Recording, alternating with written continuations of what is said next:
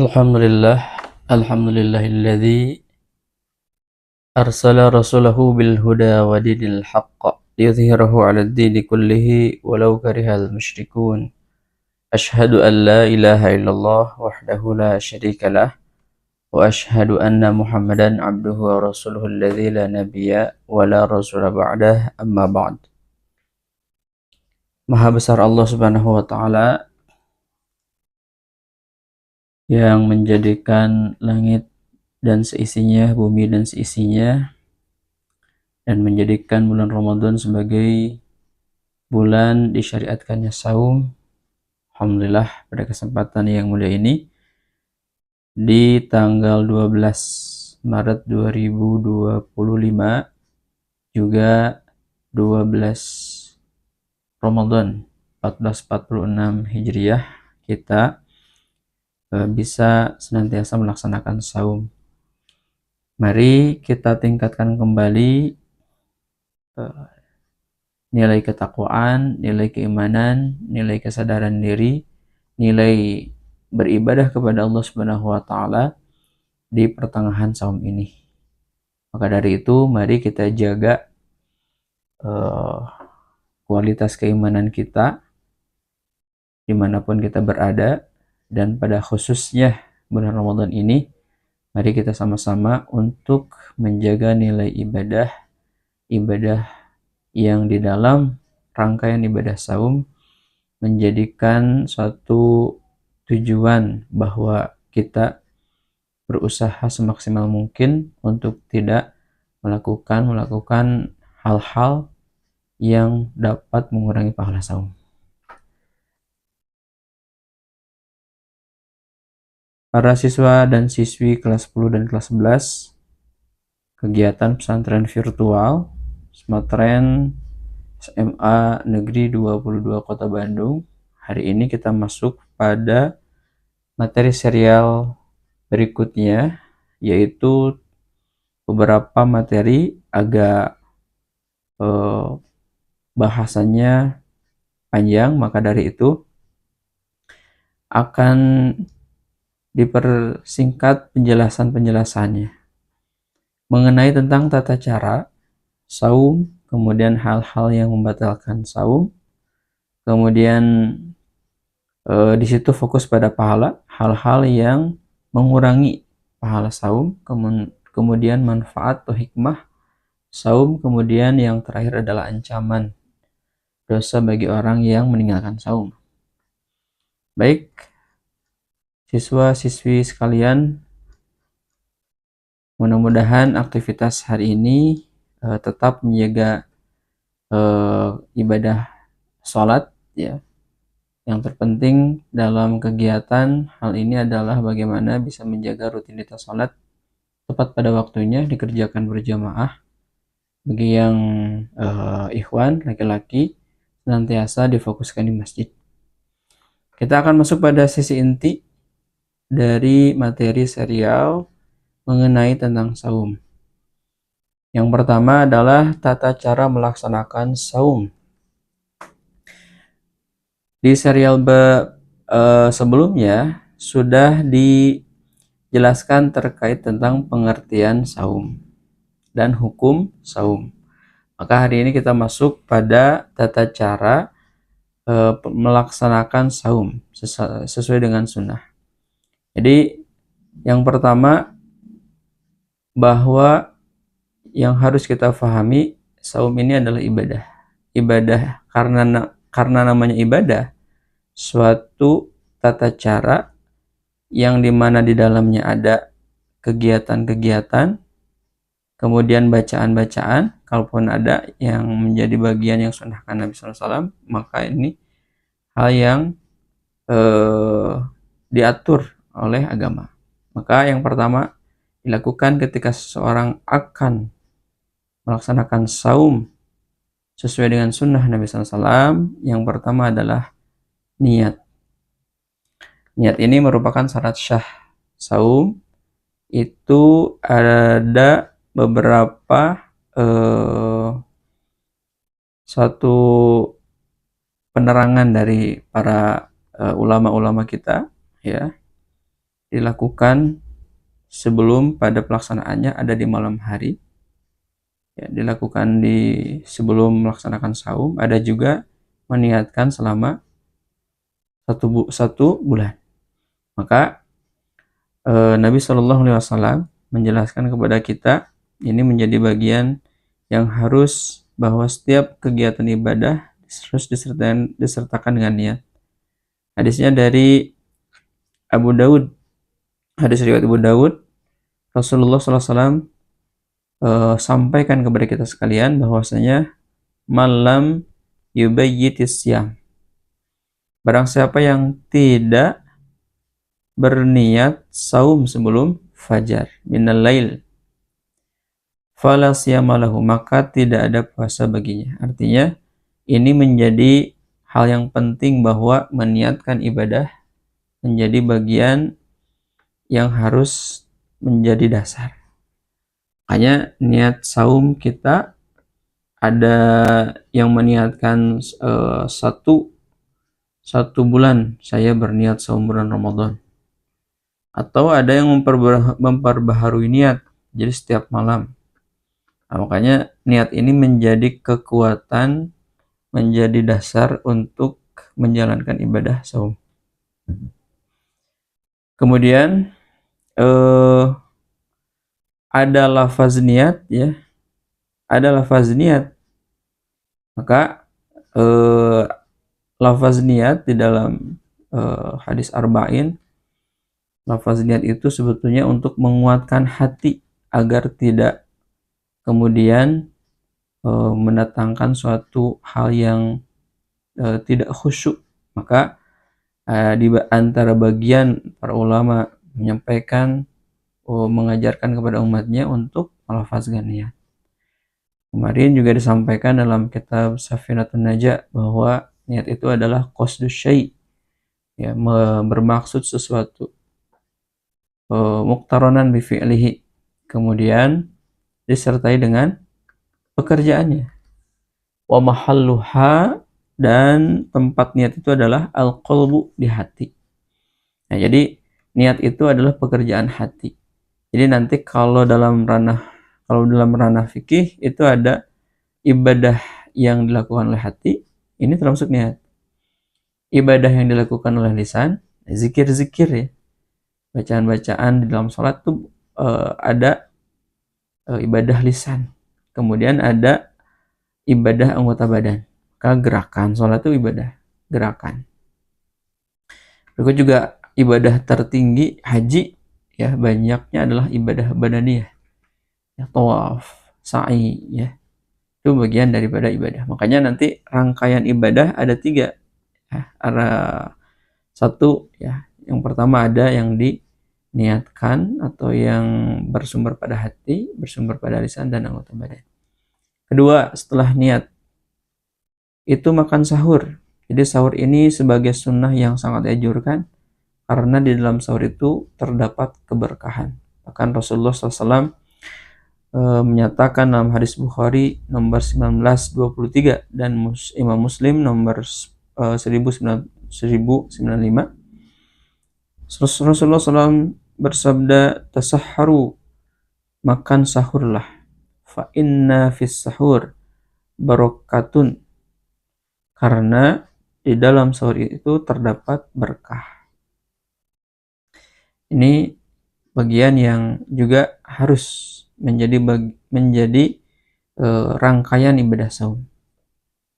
Jadi yang menjadi sunnahnya adalah kita di dalam sahur itu mengakhiri sahur dengan hingga mendekati waktu fajar.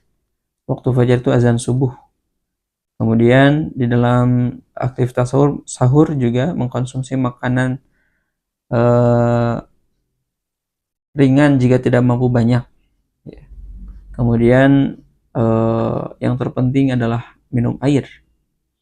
Ini yang menjadi bagian rangkaian saum dalam makan sahur.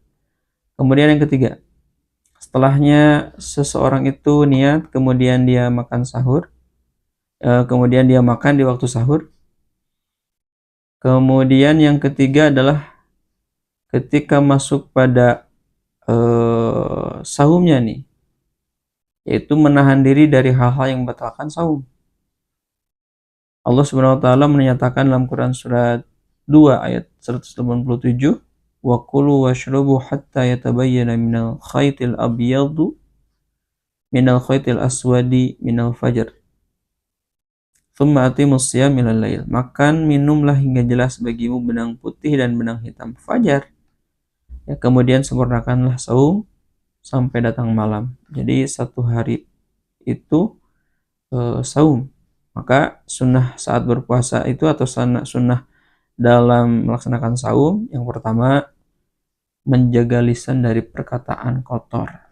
Jadi hati-hati siswa-siswi masih dalam ada suatu kebiasaan berkata kotor, berkata gibah, berkata dusta. Jadi bukan hanya bulan Ramadan saja, ya di bulan-bulan yang lain pun sama, agar untuk senantiasa menjaga lisan. Kemudian yang kedua, di dalam melaksanakan aktivitas saum itu harus menjaga pandangan dari hal-hal yang diharamkan. Sekarang begitu dekat bagaimana pandangan kita didekatkan pada hal-hal yang haram. Ya, suatu genggaman alat teknologi yang ada pada tangan kita bisa kemungkinan menjadi dan kalau tidak ada batasan, kalau tidak ada kendali dari diri kita, maka akan tergoda ya untuk melihat hal-hal yang haram. Kemudian jangan lupa meningkatkan ibadah. Jadi selain dari saum, ya saum itu, maka isi di dalam aktivitas saum itu dari mulai azan subuh sampai dengan azan maghrib, itu lebih sederhana begitu, dengan membaca Al-Quran. Ya, dengan membaca Al-Quran. Maka membaca Al-Quran menjadi bagian untuk kemudian kita mendapatkan pahala saum. Maka sebaliknya, orang yang tidak baca Al-Quran maka tidak mendapatkan pahala. Ya, pahala di dalam ibadah saum. Maka targetkan membaca Al-Quran bisa dalam 5 waktu 2 lembar. Ada 5 berarti 1 juz dalam 1 hari. Atau misalkan sebelum atau sebelum dan sesudah. Sebelum 5 lembar, sesudah 5 lembar, dalam 5 waktu berarti dapat 5 juz, bisa begitu. Nah, ini kemudian bagaimana cara mengisi saum. Kemudian berikutnya, jangan lupa melaksanakan sholat sunnah, khususnya rawatib terlebih dahulu. Jadi kalau kalian melaksanakan ibadah saum, mampu melaksanakan ibadah yang wajib, sholat wajib yang 5 waktu, yang terpenting adalah bagaimana kalian menjaga sholat rawatib. Ya, 2 rakaat sebelum subuh, 2 rakaat sebelum zuhur, ada juga 4 rakaat sebelum zuhur, kemudian 2 rakaat setelah zuhur, 2 rakaat setelah maghrib, 2 rakaat setelah isya. Jumlahnya 10. Jika 2 rakaat sebelum zuhur, 4 menjadi 12. Ya. Kemudian tambahkan, jangan sampai terputus sholat tarawih. Ya, sholat tarawih itu rangkaian dari bagaimana layak mendapatkan ampunan dari Allah Subhanahu wa taala. Man soma, man qoma, ya. Dasarnya iman, dasarnya mengharap pahala, dasarnya adalah ikhlas kepada Allah Subhanahu wa taala, memperhitungkan layak tidak, mampu tidak rangkaian ibadah-ibadah yang sudah kita petakan, rencanakan, programkan itu bisa dilaksanakan di bulan Ramadan. Nah, setelah itu maka ketika kita mampu merencanakan ibadah-ibadah, jenis-jenis ibadah di dalam saum Ramadan, maka selanjutnya adalah kita mengharap nilai pahala dari Allah Subhanahu wa taala. Dan jangan lupa sedekah, ini bagian daripada atau infak, ya. Bagian untuk kemudian menguatkan jiwa raga kita, jiwa kita di sini lebih kepada jiwa sebetulnya, untuk kemudian kita bisa berbagi dengan sesama. Berikutnya, di dalam saum yang keempat adalah memperbanyak doa dan zikir. Doa itu permintaan diri seorang hamba kepada Allah Subhanahu wa taala. Zikir itu adalah suatu ibadah untuk senantiasa mengingat Allah Subhanahu wa taala dengan ya memahasucikan Allah Subhanahu wa taala dengan memuji Allah Subhanahu wa taala, kemudian dengan memahabesarkan Allah Subhanahu wa taala. Inilah yang menjadi bagian bahwa banyak di antara kita sekalian, khususnya para siswa-siswi SMA 22, aktivitas saum itu harus ya dilakukan dengan memperbanyak doa dan zikir. Kemudian Nabi juga menjelaskan kepada kita sekalian hadis dari riwayat Tirmizi ya, nomor 3595. Rasulullah SAW bersabda, "Thalathatun la turaddu da'watuhum." Ada 3 doa yang ditolak. Shaim hatta yuftiru, adalah orang yang saum sampai dengan ia berbuka. Makanya perbanyaklah doa untuk diri sendiri, perbanyaklah doa untuk orang tua, perbanyaklah doa-doa untuk teman-teman kalian, dan perbanyaklah doa untuk saudara-saudara kalian. Maka doa orang yang saum itu ya tidak akan ditolak. Inilah yang menjadi penguat. Maka nanti aktivitas itu, bahwa Islam itu mengajarkan rangkaian kehidupannya adalah doa dan adab. Apapun aktivitasnya pasti ada doanya. Makan ada doanya, minum ada doanya. Makan, setelah makan, minum, setelah makan, minum, sebelum dan sesudah ada doanya. Masuk keluar rumah ada doanya, masuk keluar WC ada doanya, masuk keluar masjid ada doanya. Bangun mau tidur juga ada doanya. Ya. Ini adalah bagian bahwasanya bagian terpenting dari kehidupan ibadah kepada Allah Subhanahu wa taala adalah esensinya doa. Ya. Ad-du'a'u mukhul ibadah. Jadi doa itu adalah sumsumnya ibadah. Yang namanya sumsum ada di dalam tulang. Ini menjadi salah satu organ tubuh yang sangat terpenting. Kemudian yang kelima, setelahnya di aktivitas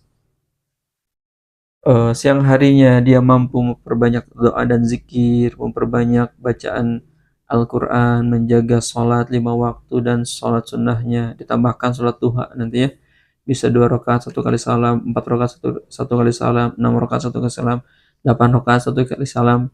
Cuman tidak umum ya, tidak banyak orang melaksanakan 6 rakaat, 8 rakaat 1 kali salam.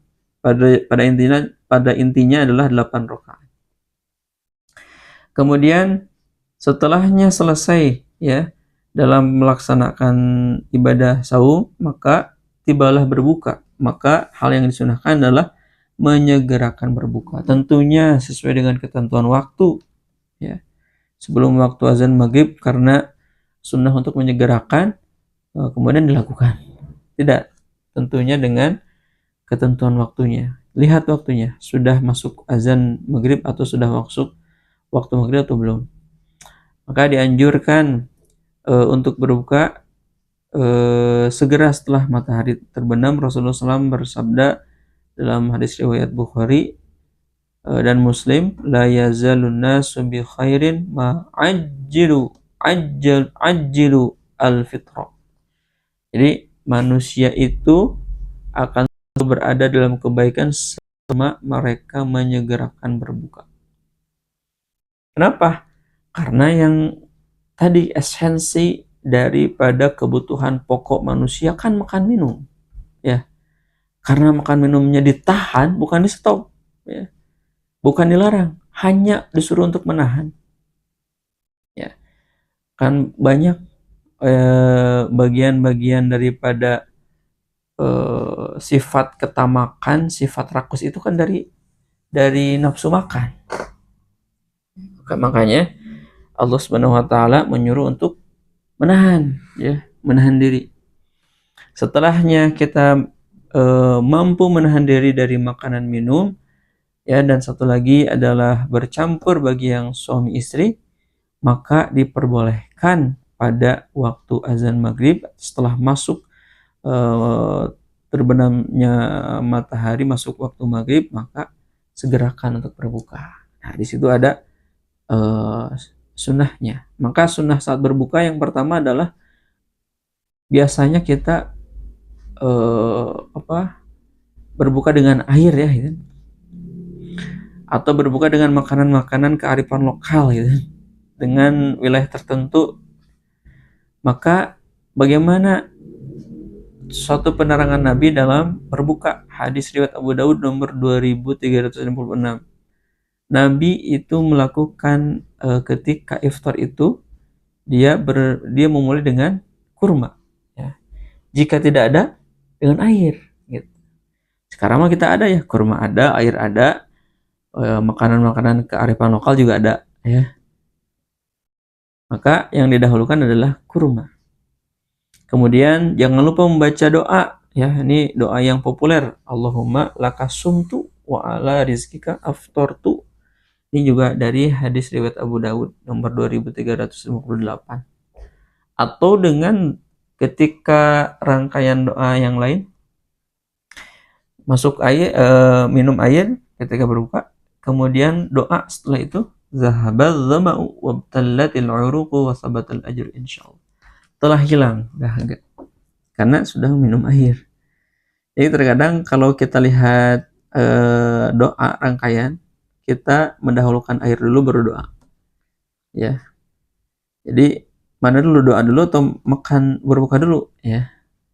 Nah itu fleksibel situ ya, bisa langsung makan lalu doa atau doa terlebih dahulu baru makannya.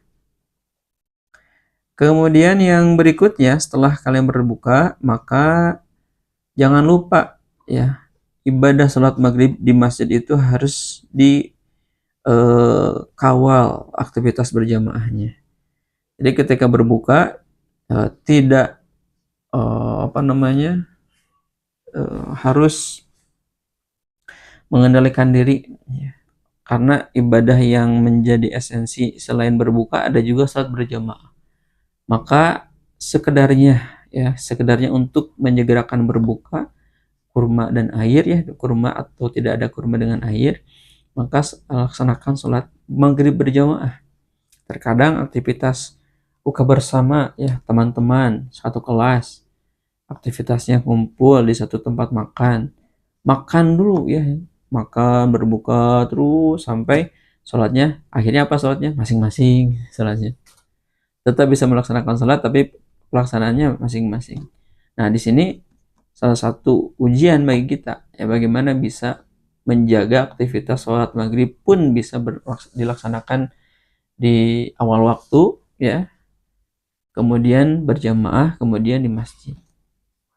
Maka Rasulullah SAW bersabda bahwasanya saum Ramadan itu diiringi dengan sholat tadi ya, sholat maghrib, kemudian sholat isya dan sholat tarawih. Nah makanya kalimatnya adalah rangkaian ini, man qoma ramadhana, ada man shoma ramadhana. Saum itu pada waktu awal mulai azan maghrib dan azan sampai dengan azan subuh sampai dengan azan maghrib, kemudian malamnya adalah sholat malam, qoma Ramadan. Jadi tarawih itu bahasa Nabi qoma Ramadan ya, qoma Ramadan. Makanya bahasa qoma Ramadan bisa di awal waktu ya, setelahnya isya, bisa tengah waktu jam 12, atau bisa di akhir sepertiga malam, qoma Ramadan. Nah kemudian yang berikutnya, memperbanyak sedekah dan amal kebaikan. Rasulullah SAW adalah salah satu-satunya orang yang paling dermawan ya. Jadi kalau ada orang yang dermawan, maka Nabi itu paling dermawan, terutama khusus dalam bulan Ramadan atau saat saum di bulan Ramadan. Diriwayatkan hadis Bukhari dan nomor 6, Rasulullah SAW bahwasanya ini hadis yang harus menjadi inspirasi bagi kita untuk senantiasa kemudian kita bisa memperbanyak sedekah. Kana ajwa dan nasi, beliau adalah orang yang paling dermawan. Keadaan beliau adalah orang yang paling dermawan, ajwad wa kana ajwada ma yakunu fi Ramadan, dan kedermawanannya paling besar saat bulan Ramadan. Itu terbukti kedermawanannya di bulan Ramadan itu Nabi sangat berderma. Maka sunnahnya kita dianjurkan untuk bersedekah kepada yang membutuhkan, ya fakir, miskin. Kemudian hal yang paling utama adalah kita bisa tidak selama bulan Ramadan kita berbuka, kita juga sama memberikan makanan bagi orang yang berpuasa. Ya, bagi orang yang berpuasa. Bahkan dalam satu hadis, orang yang memberi makanan kepada orang yang saum itu pahalanya sama seperti orang yang melakukannya. Nah, kita simpulkan ya. Jadi kesimpulannya yang pertama dari tata cara saum, saum itu dimulai dengan niat ya. Ya, dengan niat. Kemudian dianjurkan sahur ya. Sedikit apapun sahur, minum sampai dengan minum air putih pun ya sahur situ. Makanya nanti Pak, bagaimana ini ngantuk ya. Ya, usahakan. 3. Menahan diri dari hal-hal yang membatalkan saum, yang menahan diri dari melakukan dosa. Hati-hati dosa nih, ya. Hati-hati. Kemudian memperbanyak doa, zikir, dan membaca Al-Quran. Kemudian yang kelima, menyegerakan berbuka ya dengan kurma atau dengan air. Kemudian setelah itu mendirikan sholat maghrib berjamaah di awal waktu, karena waktu maghrib sangat pendek ya, bertemu dengan waktu sholat isya. Kemudian memperbanyak sedekah dan amal kebaikan. Nah, itulah tata cara ibadah saum sesuai dengan sunnah Nabi Shallallahu Alaihi Wasallam. Baik, berikutnya, selain daripada kita saum, maka kita juga harus menghindari dari hal-hal yang mengurangi pahala saum. Kalau yang membatalkan saum kan kita bisa mampu, tapi pertanyaannya adalah bisa tidak kita mampu mengurangi, kita mampu menahan untuk tidak mengurangi pahala saum. Jadi saum itu bukan hanya sekedar lapar dan haus saja, tetapi juga saum itu adalah untuk menjaga diri kita dari perbuatan-perbuatan yang dapat mengurangi pahala saum. Nabi Shallallahu Alaihi Wasallam ya pernah mengatakan kepada kita, pernah bersabda, pernah memberikan wasiat kepada kita di hadis riwayat Ahmad nomor 8693 dan Ibnu Majah nomor 1690. Nabi bersabda, rubba shaimin, banyak orang yang saum, laisahum yang dimana banyak orang saum itu ternyata di dalam saumnya tidak mendapatkan sesuatu apapun ya, lalju al-atash, kecuali hanya menahan diri dari dahaga. Apa? Nah, tidak menyadari ya, mengendalikan diri bahwa saum itu saum ya saum, sholat ya sholat, satu saum itu ya satu ibadah saum, sholat satu ibadah sholat. Jadi dipisah-pisah. Jadi sebetulnya ibadah saum, sholat, sedekah, baca Quran, berbuat kebaikan, menjaga lisan itu satu rangkaian, ya satu rangkaian. Ya, seolah orang tidak merasakan dosa ya, ketika dia atau tidak merasakan terkurangi pahalanya ketika dia melakukan bicara-bicara kotor, kasar, jorok, menghina gitu ya, uli ya, body shaming ya, itu merasa tidak terkurangi pahala saum, padahal mengurangi pahala saum. Nah, berikut hal yang dikurangi, yang pertama adalah yang dapat mengurangi pahala saum, yang pertama berkata bohong atau dusta dan dusta. Allah Subhanahu wa taala mengingatkan kepada kita nih, wala taqfu ma laisa laka bihi ilm. Janganlah kamu mengikuti apa yang kamu tidak memiliki ilmu tentangnya. Inna sam'a wal basar wal fuada. Sesungguhnya ini nih salah satu rangkaian yang harus menjadi perhatian penuh kepada kita sekalian, bahwasanya pertanggungjawaban itu dimulai dari pendengaran. Pendengaran kita akan diminta pertanggungjawaban, penglihatan kita akan dipertanggungjawabkan, dan hati, inilah hati, aktivitas terbesar daripada pendengaran, penglihatan, dan yang lainnya. Karena hati itu yang menggerakkan amal, hati itu yang menggerakkan kesolehan. Hati juga bisa menggerakkan keburukan. Kemudian Rasulullah SAW bersabda dalam hadis riwayat Bukhari nomor 1903, "Malam yada qaula zur wal amali falillah hajah fi ayyadda ta'am wa syarab." Barang siapa yang tidak meninggalkan perbuatan dusta, maka Allah tidak membutuhkan ibadah saumnya yang hanya meninggalkan makan minum saja. Jadi menjaga ucapan agar tidak berkata dusta, hati-hati ya, karena Allah Subhanahu wa taala tidak membutuhkan ibadah seperti itu. Kemudian menghindari berbohong, ya, menuduh orang, misalkan bahasa kalian mokel gitu kan, makan di siang hari, ya, itu juga boleh itu orang seperti itu.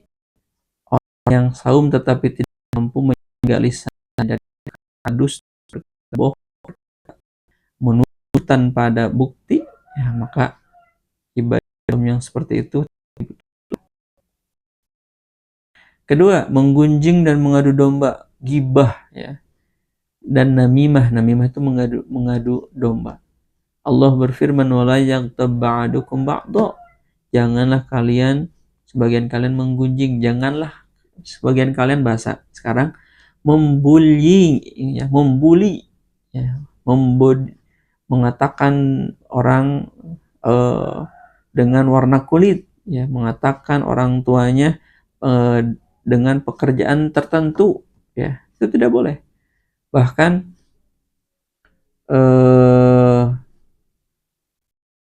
ada salah seorang sahabat yang ditegur oleh Nabi, ya, oleh Nabi.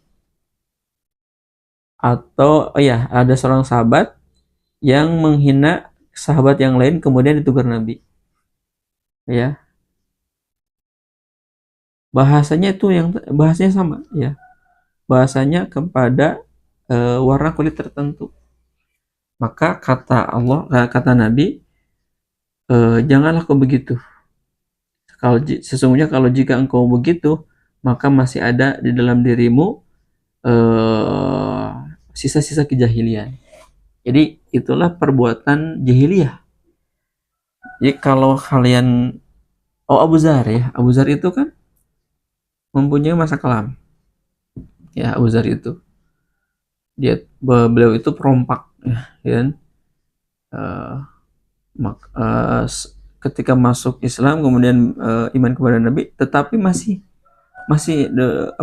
ada suatu kejadian pernah yang membuli salah seorang sahabat, bahkan ibunya pun ikut, wahai anak dari ibu, kan, itu tidak boleh. Kemudian yang ketiga, hal-hal yang harus kita jaga agar pahala saum kita tidak terkurangi, janganlah berkata kotor dan janganlah berbuat maksiat. Nabi SAW bersabda dalam hadis riwayat Bukhari nomor 1904 dan Imam Muslim 1151, idza kana yaumu shaumi ahadikum fala yarfath. Jika salah seorang di antara kalian sedang saum, fala yarfath, jangan berkata kotor. Wala yaskhub, jangan bertindak bodoh. Fa in sabahu ahadun, jika ada orang yang mencaci, ya, atau mengajak bertengkar, au qatalahu, atau mengajak bertengkar, ya, sabahu dia mencaci, au qatalahu mengajak bertengkar, ya,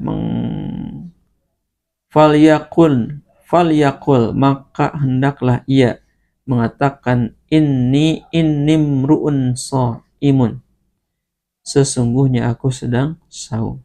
Jadi kalau ada orang yang berkata kotor, maaf saya sedang saum. Jadi jawaban saya sedang saum itu bukan hanya ditawari makan saja.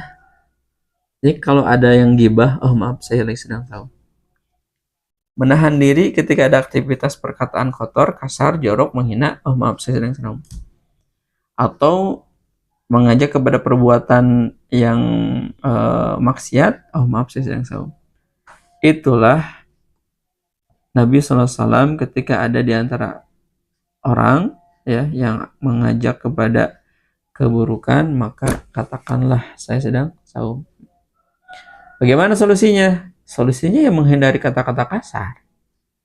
Solusinya adalah menghindari perdebatan yang tidak perlu. Ya, maka solusinya juga yang terpenting adalah ini, menjaga adab dalam berbicara dan berinteraksi.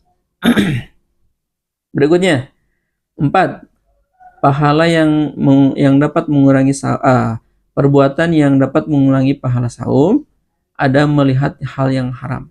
Nabi SAW bersabda, hadis riwayat Hakim nomor 7875, ya, an-nadhru sahmun masmum, an-nadhru sahmun masmum min sihami iblis.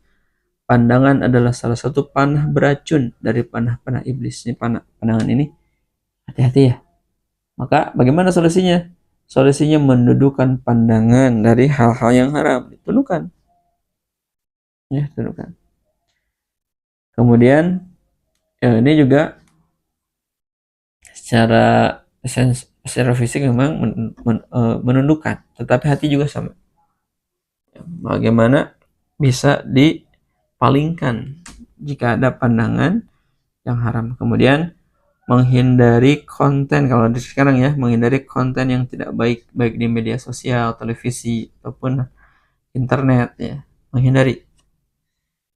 Kelima, hal-hal yang mengurangi pahala saum adalah marah atau emosi berlebihan. Nabi SAW bersabda dalam hadis riwayat Bukhari nomor 6114 dan Imam Muslim nomor 2609, laisa syadid bisur'ati, bukanlah orang kuat itu bukanlah orang yang pandai bergulat. Innama syadid alladhi yamliku nafsahu indal ghadabi, akan tetapi orang yang kuat itu adalah orang yang bisa mengendalikan dirinya saat atau ketika dia marah. Bisa nggak mengendalikan? Ya. Bagaimana solusinya? Ya, solusinya adalah mengendalikan emosi kita. Ini yang kelas 10, ya, kelas 10 sudah belajar tentang akhlak, ya. Akhlak itu marah, godob, ya. Kemudian kendali diri, ya. Kemudian berani, ya. Berani dalam melakukan kebaikan. Itu akhlak.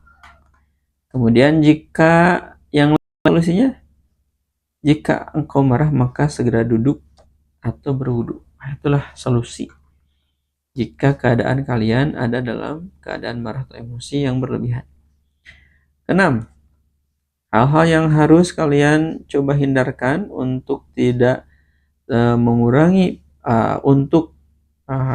agar kemudian kalian dapat melakukan yang harus dilakukan dalam ibadah saum agar pahalanya tidak berkurang adalah hati-hati, ya, yang namanya bermalas-malasan atau menghabiskan waktu dengan hal-hal yang tidak bermanfaat, scroll media sosial sampai berjam-jam, ya, hati-hati. Nah, ini juga bagian daripada bermalas-malasan. Bahkan dalam Islam tuh nggak ada kata malas. Kalimat dalam Quran surat Al-Insyirah kan gitu, faidza faragta, apabila engkau selesai melaksanakan satu urusan, fansob maka siapkanlah dan bersungguh-sungguhlah untuk melakukan aktivitas yang lain.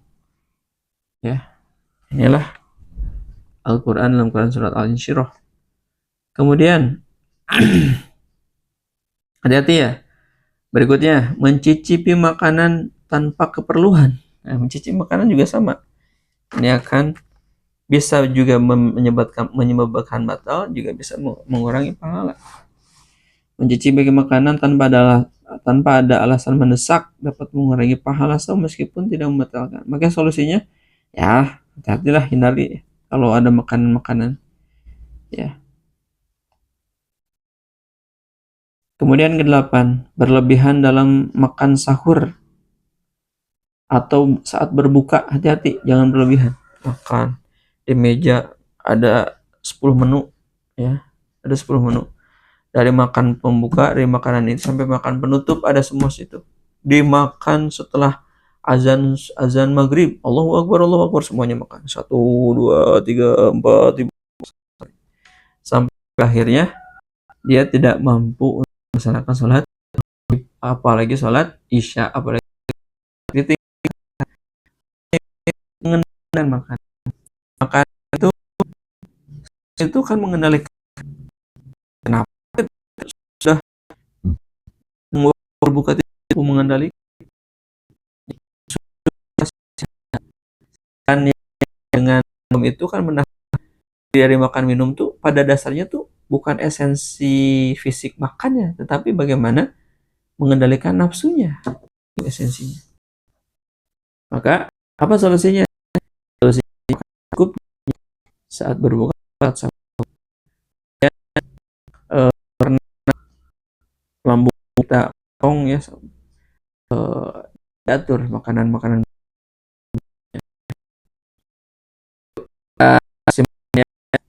dari yang dapat mengurangi pahala saum. Yang pertama, saum yang sempurna itu tidak hanya menahan lapar dan haus tadi ya, tapi juga harus menjaga diri dari dosa. Maka hal-hal yang bisa mengurangi pahala saum kita simpulkan itu berdusta dan berkata bohong. 2, menggunjing dan mengadu domba. 3, berkata kotor dan berbuat maksiat. 4, melihat hal yang haram. 5, amarah dan emosi berlebihan. 6, bermalas-malasan dan tidak produktif. Banyak aktivitas tidur. Jadi setelah subuh tidur, setelah duha tidur, sebelum zuhur tidur, setelah zuhur tidur, ya. Datang asar, jadi produktifnya waktu asar aja.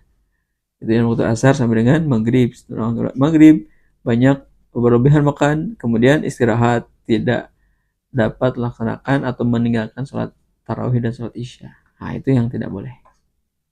Mencicipi makanan tanpa keperluan. Kemudian yang ke-8 tadi ya, berlebihan dalam makan sahur atau saat berbuka. Nah, itulah hal-hal yang bisa mengurangi pahala saum. Berikutnya, manfaat saum dalam Islam.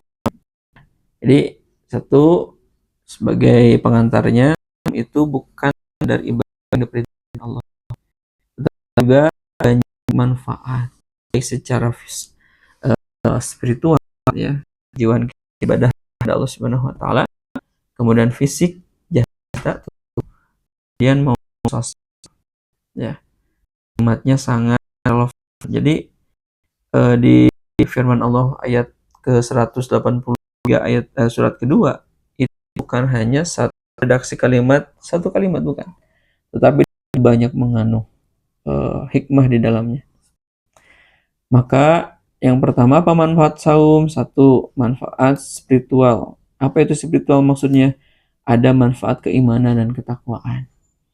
Jadi dengan saum kita dapat meningkatkan keimanan, ketakwaan kepada Allah Subhanahu wa taala. Bagaimana cara meningkatkan ketakwaan? Dengan cara saum.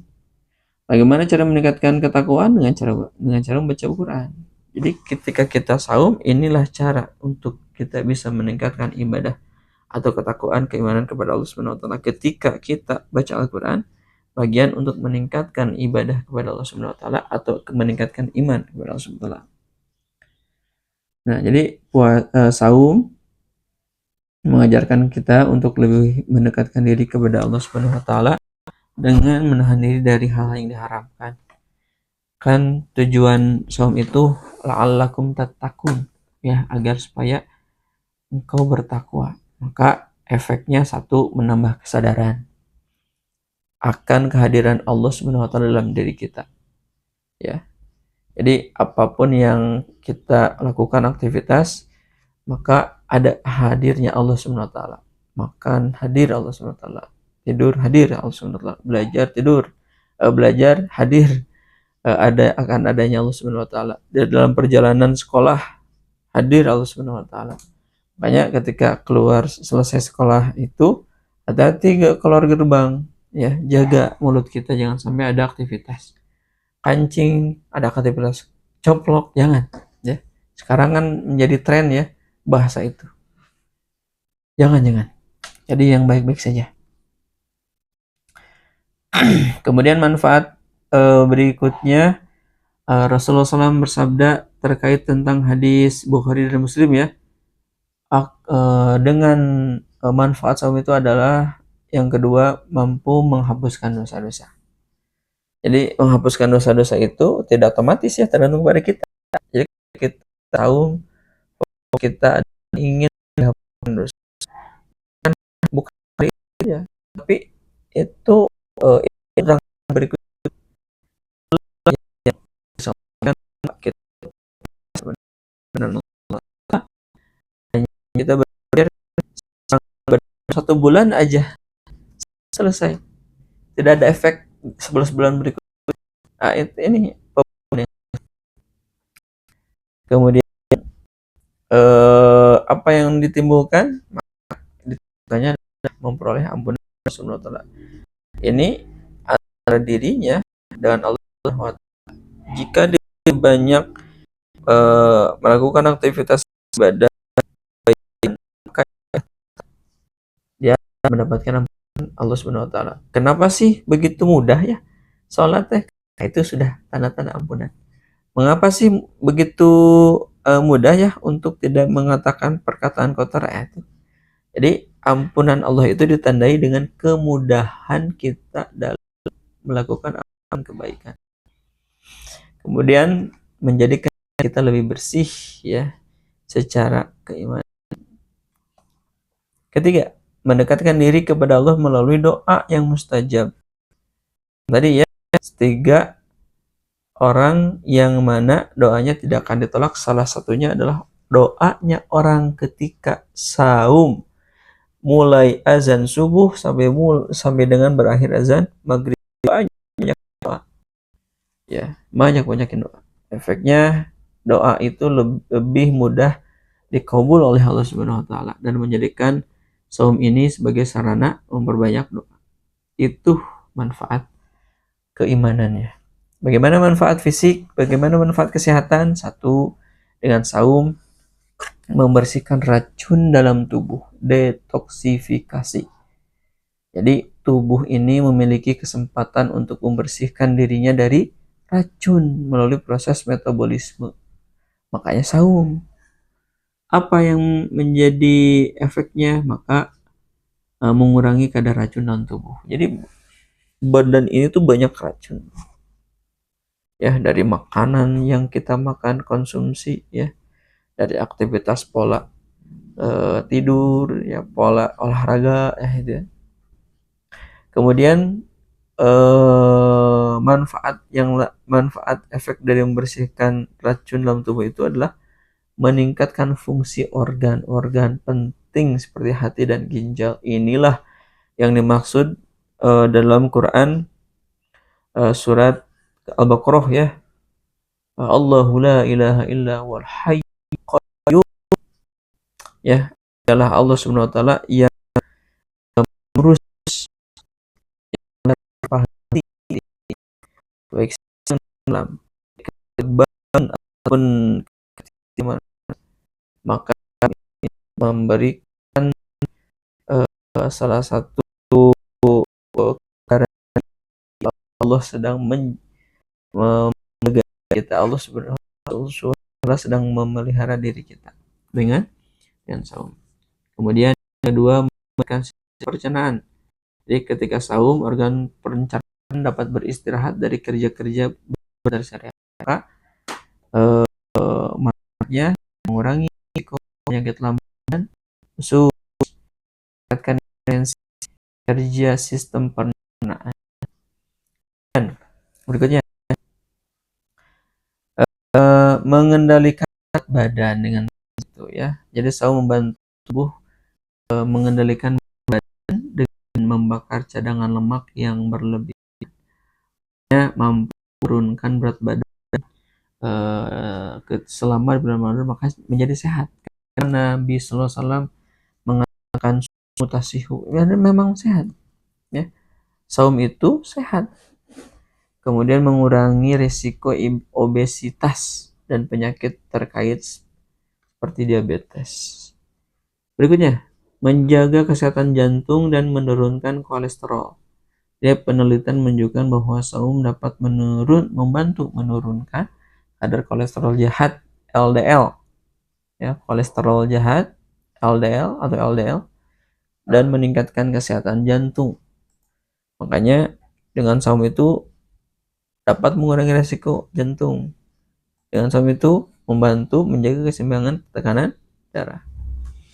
Nah, berikutnya apa manfaat sosial emosionalnya? 1. Menumbuhkan rasa empati dan kepedulian sosial. Ya, laisal mu'minul ladzi yashba'u wa jaruhu ja'iun. Bukanlah seorang mukmin, bukanlah dikatakan seorang mukmin, bukanlah diakui sebagai seorang muslim jika dia kenyang sementara tetangganya lapar. Ya. Maka dengan saum itu ya mampu dapat meningkatkan kepedulian kepada fakir miskin, mendorong kita untuk lebih banyak bersedekah. Nah, berikutnya, mempererat ukhuwah Islamiyah, persaudaraan sesama muslim. Jadi ketika kita berbuka iftar bersama, sholat tarawih berjamaah, berbanyak sedekah, maka hubungan kita semakin erat. Apa manfaatnya? Jadi saum itu meningkatkan rasa kebersamaan dalam bermasyarakat. Kemudian menjadikan Ramadan sebagai momentum persatuan umat Islam. Momentumnya nih. Dari sisi sosial kemasyarakatan. Berikutnya, melatih kesabaran dan pengendalian diri. Jadi saum itu melatih kesabaran ya dalam menghadapi hawa nafsu, lapar, haus, emosi. Ya, Rasulullah SAW bersabda, as-saumu nisfus sabri. Saum itu separuh setengah dari kesabaran.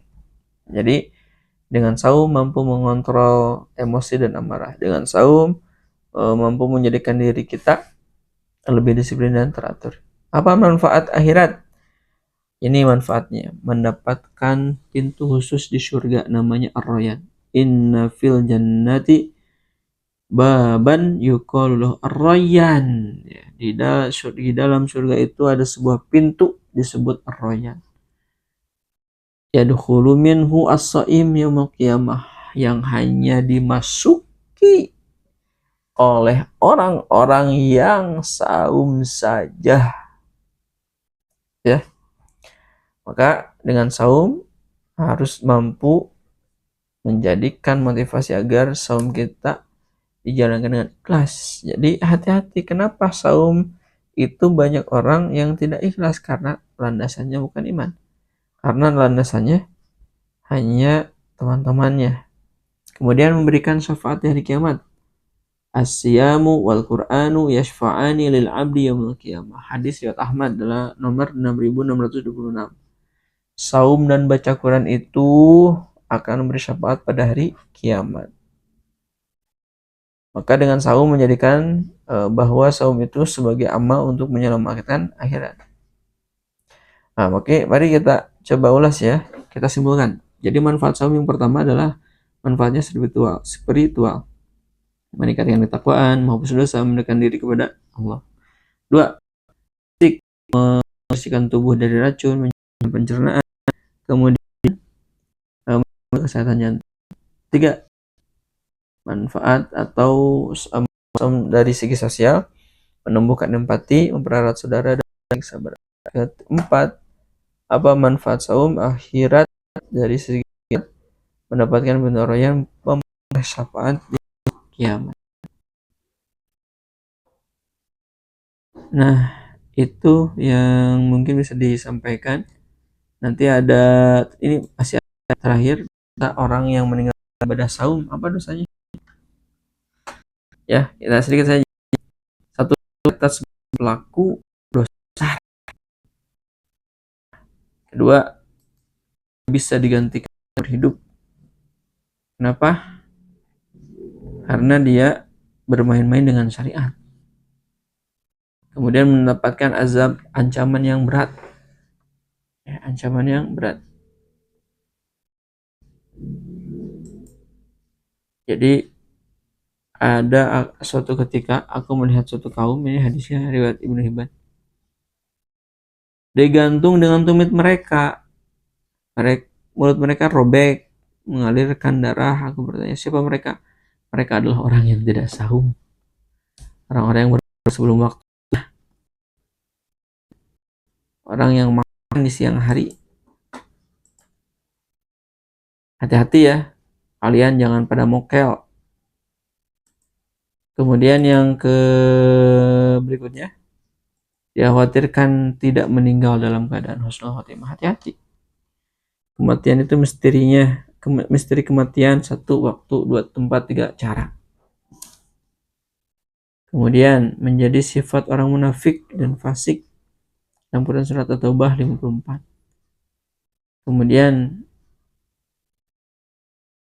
bagaimana jika ada orang yang melakukan hal itu, ada orang yang sengaja tidak saum? Maka yang pertama adalah taubat nasuha. Ya.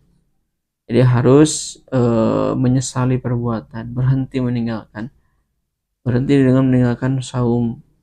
Kemudian mengkodok saum yang ditinggalkan jika memungkinkan. Kemudian membayar kafarah, ya, denda jika seorang membatalkan saum dengan sengaja dengan hubungan suami istri. Ya, ini bedanya nih. Maka wajib kafarah, membebaskan budak jika tidak mampu berpuasa 2 bulan berturut-turut, tidak mampu memberi makan 60 orang miskin. Nah, itu yang bisa menjadi bagian yang bisa disampaikan, ikhtiar kebaikan. Mudah-mudahan bukan hanya materi saja, mengamalkan, ya.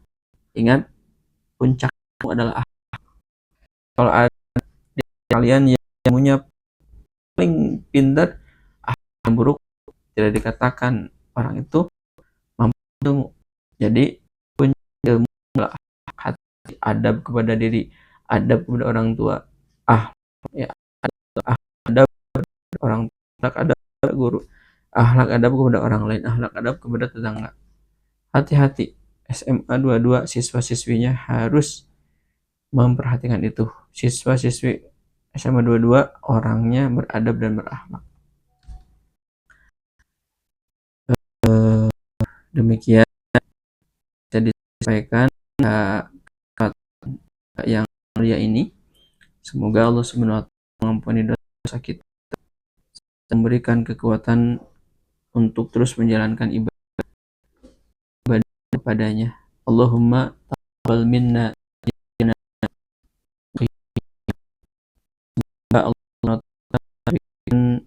proses. Semoga orang tua yang menyekolahkan dia diberi lancar rezeki, kemudian rezeki dan kesehatan menyekolahkan anak ke jenjang berikutnya. Doa untuk kelas 12 ya yang sedang melaksanakan PSAJ dan sedang menunggu informasi SNBP. Semoga anak-anak SMA 22 bisa